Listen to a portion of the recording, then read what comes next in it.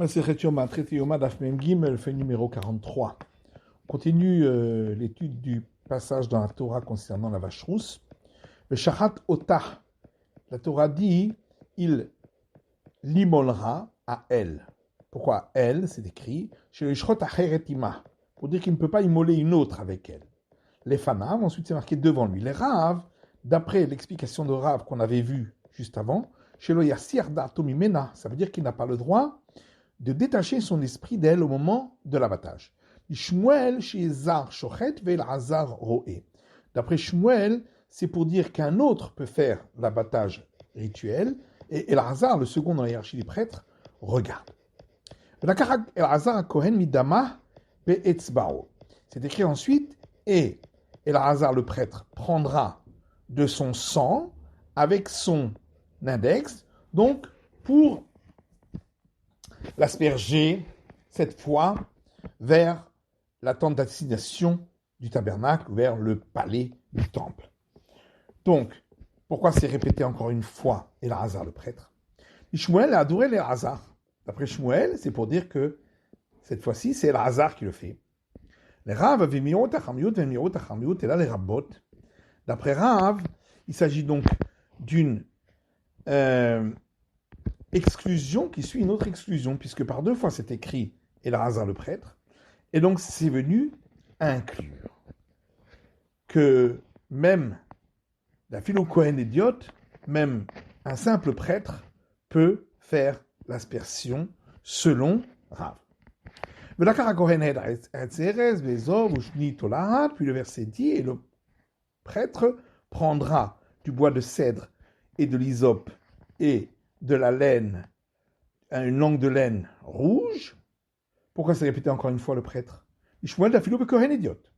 D'après Shmuel, pour dire que cette fois-ci, c'est même un simple prêtre. Le Rav Itzerir, pour Rav, on a besoin de répéter une seconde fois le prêtre, parce que j'aurais pu croire qu'étant donné que là, il ne s'agit pas du corps même de la vache rousse, peut-être qu'on n'aurait même pas besoin d'un prêtre. Donc c'est pourquoi le verset vient dire qu'il faut un prêtre. Mais Kibes Begadav à Kohen. Le verset continue en disant que le prêtre qui s'est occupé donc de la vache rousse devra tremper ses vêtements dans le bassin rituel parce qu'il est devenu impur, ainsi que ses vêtements. Qu'est-ce qu'on apprend ici? Pourquoi on répète encore une fois le prêtre? Bekihuno, pour dire qu'il devait être avec des vêtements de prêtrise. Le verset continue en disant, et le prêtre sera impur jusqu'au soir. Pourquoi on répète le prêtre? Kohen Bekihuno les Dorot, pour dire que le prêtre devra être avec ses vêtements de prêtrise également pour la vache rousse des générations ultérieures. Alors, ça va bien d'après celui qui dit que pour les générations ultérieures, on n'a pas besoin que ce soit Elazar, le second dans la hiérarchie des prêtres, mais il suffit d'un simple prêtre. Donc c'est pourquoi on a besoin de répéter qu'il doit être avec ses vêtements, étant donné qu'on a été plus coulant, on aurait pu croire qu'il n'avait pas besoin d'être avec ses vêtements. Et là, par contre, d'après l'autre opinion qui dit que pour les autres générations, il faudra que ce soit le grand prêtre. Alors si déjà on demande que ce soit le grand prêtre, est-ce qu'on a besoin de dire qu'il doit être en vêtements de prêtrise? Bien sûr, à plus forte raison. Et l'Agmar dit, effectivement, il arrive que quelque chose qu'on aurait pu apprendre par un argument a fortiori, le verset s'est fatigué de nous l'enseigner malgré tout. Le verset continue en disant que un homme pur rassemblera la cendre de la vache rousse après qu'elle ait été consumée. Et il la déposera, cette cendre, dans un endroit pur. Alors, pourquoi on dit un homme pur? Ish, un homme, l'archir est hasard. C'est venu inclure que ça peut être même fait par un étranger à la prêtrise. Tahor, pur, l'archir est aïcha. C'est pour permettre également à une femme de le faire. Vehiniach, et il le déposera dans un endroit pur, Mishieshbo da'at le'aniach, pour dire qu'il faut que ce soit quelqu'un qui ait suffisamment de conscience, suffisamment consciencieux pour le déposer dans un endroit pur. Et donc on exclut de là le sourd-muet, le fou et le mineur, qui n'ont pas suffisamment de conscience pour faire attention à le poser dans un endroit pur.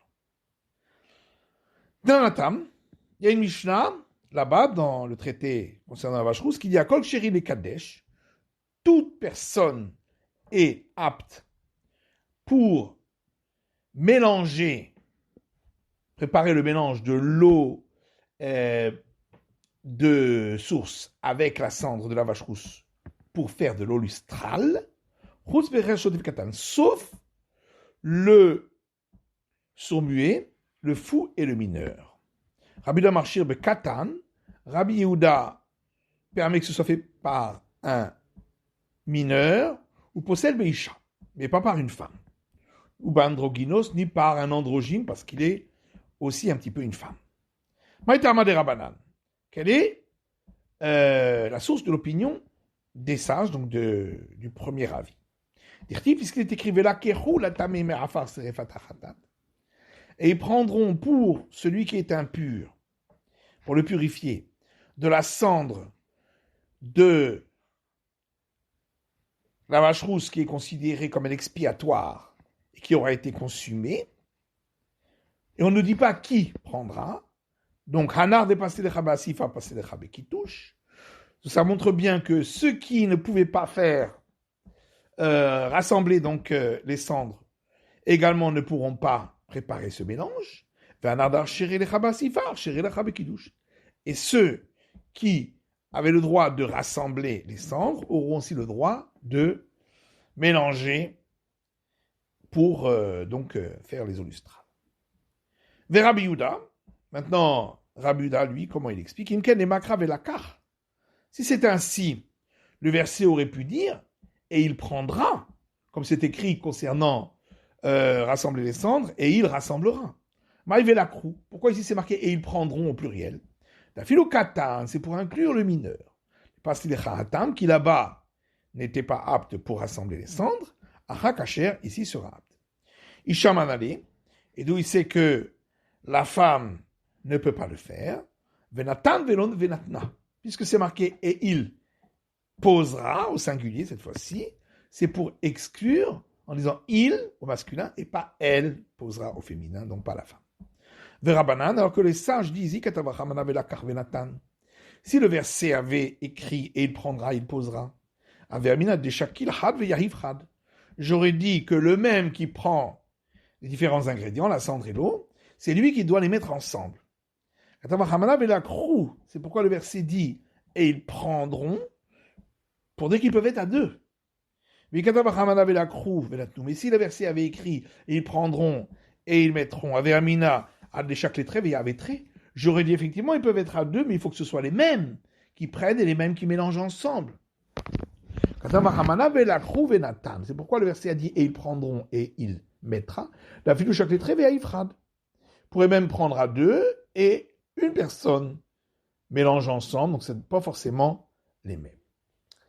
Le verset continue en disant et il prendra un brin d'hysope et trempera celui-ci dans les eaux lustrales, un homme pur, pour asperger sur ce qui est impur. Les Rabbanan, Ishvelo Isha. Donc c'est marqué un homme pur ici. Pour les sages, c'est pour dire un homme et pas une femme, puisque auparavant on avait inclus la femme, donc ici on vient d'exclure. Tahol Arshir et Takatan. Et quand c'est marqué ici pur, c'est pour inclure le mineur qui avait été exclu dans le verset précédent, et ici sera inclus. Ou le Rabuda, d'après Rabuda, Ishvelo Katan, c'est l'inverse. Un homme vient exclure le mineur qui avait été inclus dans le verset précédent. Tahol Arshir et Taisha. Et pur vient inclure la femme qui avait été exclue dans le verset précédent. Métivé, la Gemara objecte, Akok Sherim le Hazot, la Mishnah dit, tous peuvent faire l'aspersion des eaux lustrales, Chutz Vetumtum Van Roginos, sauf celui dont les organes génitaux sont recouverts par une peau, donc on ne sait pas si c'est un homme ou une femme, ou celui qui est androgyne, donc il est aussi un petit peu une femme, Veisha, et la femme, Vekatan Sheshbodat, Isha Mesayato. Par contre, un mineur qui a la conscience pour asperger, il peut le faire, et une femme aura le droit de l'aider simplement, par exemple en portant le bocal. Ou mazé, c'est le mineur qui fera l'aspersion. Le panique Rabbi Yehuda. On ne voit pas que Rabbi Yehuda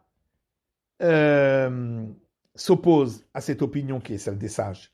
Alors que pour le mélange, pour faire les eaux lustrales, on a vu dans la Mishnah qu'il y avait la Mishnah avait rapporté la discussion avec Rabbi Yehuda.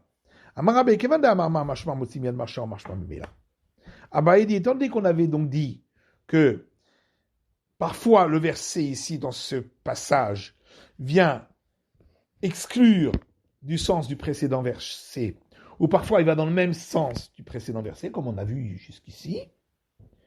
Donc, palik, donc forcément ici, puisque le verset a rajouté un homme pur, forcément c'est pour exclure ce qui était dans le verset précédent, c'est pour ça qu'il a dû répéter encore une fois un homme pur. Visa taor ala tamé. Puis le verset dit, et le pur aspergera sur l'impur. Pourquoi c'est marqué tahor, pur? On sait très bien qu'il doit être pur. Tahor miklal shehu tamé. On dit ici pur pour dire que il est pur concernant cet acte-là, mais il est impur pour d'autres actes. L'imed al tvulium chez kasher bepara.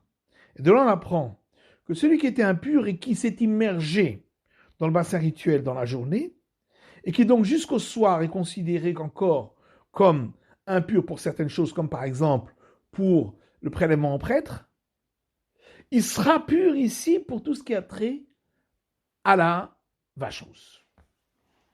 Amar Ravasi Kavouba Rabbi Yochanan et Resh Lakish Bepara. Ravasi dit lorsque Rabbi Yochanan et Resh Lakish ont approfondi ensemble le passage de la Torah concernant la vache rousse, ils ont cherché à trouver un fil conducteur. L'homme askemina et la kemaï de masik teralami bekarva. Ils n'ont réussi à sortir de là que ce que peut sortir un renard d'un champ qui vient d'être labouré, ils ne sont rien du tout. Et là, Ambri Mashma, Motimed Mashma, Mashma Mela. Et ils ont dit parfois, le verset, dans son sens, il est dans le sens inverse du verset précédent, et parfois il est dans le même sens que le précédent, donc il n'y a pas de fil directeur. Tanitana Kame de Rabbi Yochanan. Un sage a rapporté une braïta devant Rabbi Yochanan. Kol ashritot kesherot bezar. Tous les abattages rituels peuvent être faits, même dans le cas des sacrifices ou de tous les services où on demande l'abattage rituel, peuvent être faits par une personne étrangère au service, comme par exemple en Israël, Chutz Michel Para, sauf pour celui de la vache rousse qui doit être fait par celui qui est désigné pour faire le service. Amar Rabbi Chanan Puktani Levera, Rabbi Chanan dit, sort, va enseigner cette braïta à l'extérieur, elle n'a pas sa place ici à la maison d'études. L'Omatzinu Shrita Bezar Pesula, Rabbi Chanan dit, on n'a jamais trouvé que l'abattage rituel qui aurait été fait par un étranger ne soit pas valable. Rabbi Chanan Nobi Baria l'Etana de l'Otsaïd. Et Rabbi Chanan, non seulement qui n'a pas écouté cet enseignant qui a rapporté cette braïta, et la filou les Rabbi l'Otsaïd. Mais même son maître, il n'a pas entendu, il n'a pas écouté. D'Amar Rabbi Chanan Mishum Rabbi Shimon ben Yehud Tzadak, car Rabbi Chanan a dit au nom de Rabbi Shimon ben Yehud Tzadak, Shechitat Parabezar Pesula, l'abattage rituel de la vache rousse par quelqu'un d'étranger à ce service n'est pas valable, ni Omer, mais moi je dis, dit Rabbi Chanan, que c'est valable. L'homme atinu shritab se psoula bezar, car on n'a jamais trouvé un abattage rituel qui soit pas valable parce qu'il aurait été fait par une personne étrangère à ce service. Balo etzel paroshlia, dans la Mishnah on avait dit que le grand prêtre retourne une seconde fois à côté de son taureau, donc le jour de Kippour, pour dire à nouveau la confession. Alors pourquoi pour la première confession, il ne dit pas ainsi que les fils d'Aaron, ton peuple sanctifié, et pourquoi dans la seconde confession, il inclut les fils d'Aaron, le peuple sanctifié, donc les prêtres.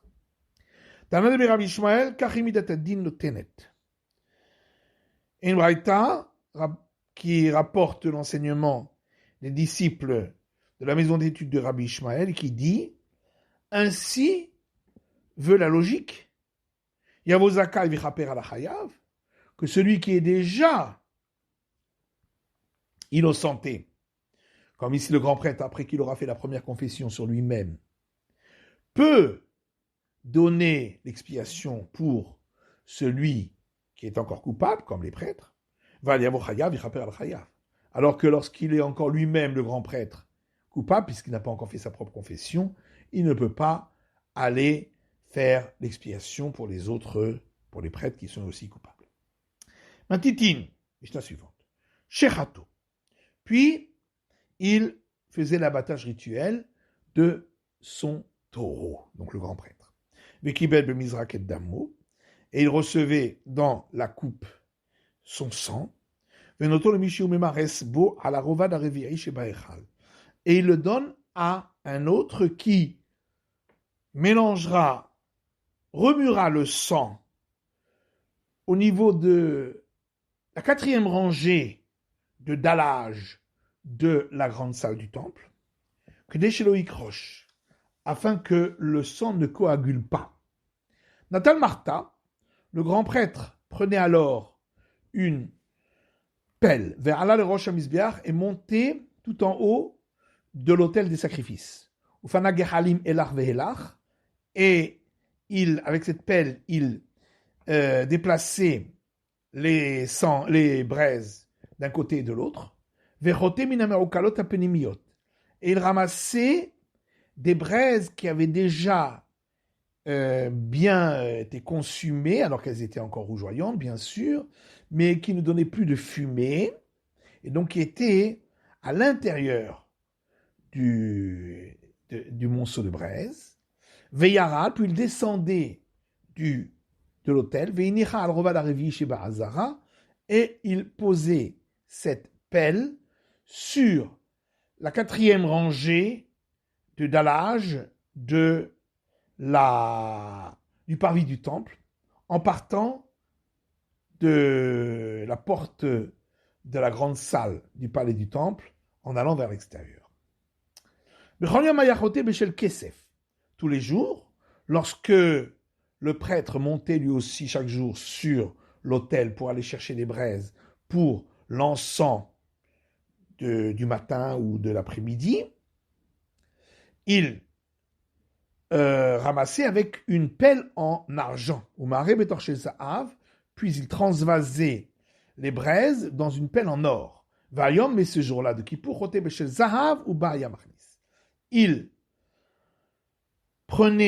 il ramassait les braises avec une pelle en or, et c'est avec elle qu'il rentrait à l'intérieur du Saint des Saints, car on voulait essayer d'éviter le plus possible que le grand prêtre se fatigue inutilement. Chaque jour, il prenait avec une pelle qui contenait 4 caves, environ 8 litres, et il déversait les braises dans une pelle qui en contenait 3 caves. Alors que ce jour-là de Kippour, il ramassait avec la pelle qui contenait 3 caves, et c'est avec elle qu'il entrait dans le Saint des Saints. Rabbi Yossé lui dit que chaque jour, il ramassait avec une pelle qui contient une CA, donc 6 caves. Puis il déversait les braises dans une pelle qui contenait 3 caves. Alors que ce jour-là de Kippour, il ramassait avec une pelle qui contenait 3 caves de braise, et c'est avec cette pelle qu'il entrait dans le Saint des Saints. Tous les jours, c'était une pelle lourde, et ce jour-là de Kippour, c'était une pelle légère pour éviter une fatigue superflue au grand prêtre. Tous les jours, le manche de la pelle était court, et ce jour-là de Kippour, il était long pour qu'il puisse remonter jusqu'en haut de son bras et qu'il puisse s'aider avec le haut du bras pour porter cette pelle. Tous les jours, l'or de cette pelle était jaune, et le jour de Kippour, il était rouge. C'est un or qui a beaucoup plus de valeur, qui est beaucoup plus précieux. Divrei Rabbi Menachem, c'est l'avis de Rabbi Menachem. Donc tous les jours, on offrait la moitié d'un mané du poids d'un mané d'encens le matin, tous les matins, et la moitié d'un mané l'après-midi, Vayom, et ce jour de Kippour, Mosif et Lochafna vont rajouter encore les pleines poignées des deux mains du grand prêtre d'encens qu'il entrait dans le Saint des Saints pour le brûler là-bas. Becholom Haïta Daka, tous les jours l'encens était fait de poudre fine, Vayom Daka Midadaka. Le jour de Kippour, c'était fine, encore plus fine. Tous les jours, lorsque les prêtres montaient sur l'autel, ils montaient sur le côté est de la rampe de l'autel pour être sur le côté droit, et puis ils contournaient l'autel et redescendaient par le côté ouest. Vayom, ce jour-là de Kippour, le grand prêtre montait au milieu de la rampe et descendait au milieu pour montrer que ce jour-là, le peuple d'Israël et le grand prêtre avaient des droits particuliers. Rabbi a dit, toujours, tous les jours, le grand prêtre, quand il montait, c'était au milieu de la rampe et il descendait au milieu par respect pour lui. Tous les jours, le grand prêtre, lorsqu'il se sanctifiait les mains et les pieds en les lavant, c'était à partir des eaux de la cuve, en cuivre. Le jour de Kippour, c'était à partir de l'eau qui se trouvait dans une cruche en or. Pour l'importance de ce jour. Rabbi a dit tous les jours, lorsque le grand prêtre se sanctifiait les mains et les pieds, il se lavait avec une cruche en or, par respect pour sa fonction. Tous les jours, il y avait sur l'autel 4 bûchers. Vayom Hamesh. Mais ce jour-là de Kippour, il y en avait 5. Il y en avait un de plus pour avoir des braises pour l'encens qu'on allait entrer dans le Saint des Saints. Divrei Rabbi Meir. Ça, c'est la vie de Rabbi Meir. Rabbi Yossé Omer, Rabbi Yossé dit, Bechol Yom Shalosh. Chaque jour, il y avait 3 bûchers, Vayom Arba. Et ce jour-là de Kippour, 4. Rabbi Omer, Bechol Yom Shtayim. Rabbi dit, tous les jours, il y en avait 2. Vayom Shalosh. Et ce jour-là, 3. Gemara. Vaketiv. Comment est-il possible que le prêtre qui mélangeait le sang se trouvait au niveau de la 4e rangée de dallage de la grande salle du temple? Pourtant, c'est écrit Vechol Adam lo yebo el moed. C'est écrit dans le verset concernant le service de Kippour qu'aucun homme ne pourra se trouver dans la tente d'assignation qui correspond dans le temple au palais lorsque le grand prêtre y entre pour faire le service. Amar Rav Tani Shalechal. Rav dit, il faut dire dans la Mishnah qu'il s'agit de la 4e rangée de dallage à partir de la porte de la grande salle du temple, lorsqu'on va vers l'extérieur, donc sur le parvis du temple. C'est la fin de l'étude du Daf Mem Gimel de la feuille numéro 43.